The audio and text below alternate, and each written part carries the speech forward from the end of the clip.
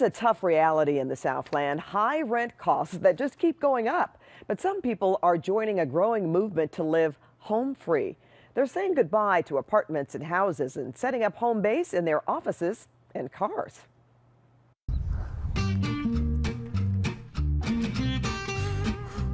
I am on a journey right now Nicholas Coolridge is living his dream. to become a professional acrobat.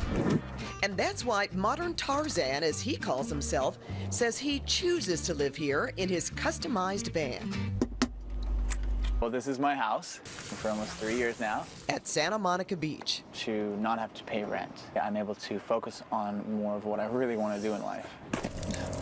And for some of life's necessities and comforts, Nicholas created a cold water shower system and installed solar panels that provide electricity for his interior lights, piano, and refrigerator. And I could pay rent, but I don't want to spend all my money on rent. It's not homeless, but home free.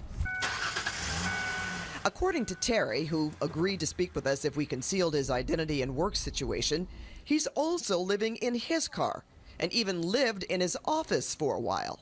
His unique living situation described in his blog, The Office Hobo. No one was there.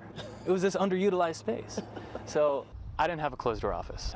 So it was an open room. Open room? Yeah. Okay. With a back room as well. He says there was 24-hour access and no security cameras. And when his work went out of business in May 2014, even though he had savings now, Terry chose to live out of his truck. It's been his home for the last year. There is a distinction that you feel it's important to make between what you call home free and being homeless. There are folks who aren't making this choice. They don't have the preference to live this way. And if you gave them a way out, they would take it without a question. Back in Santa Monica, Nicholas agrees. I've never really felt unsafe living in my van. I always thought that people might hassle me more or be more like just kind of turned off by it, but to be honest, they love it. They think they are envious most of the time. I'm gonna live in my van as long as it makes sense. And as soon as I can afford to buy a house, something that actually also makes sense, I'll be doing that.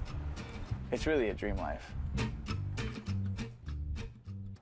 Well, the Los Angeles Homeless Services Authority says there are at least 6,000 people living in vehicles in Los Angeles County.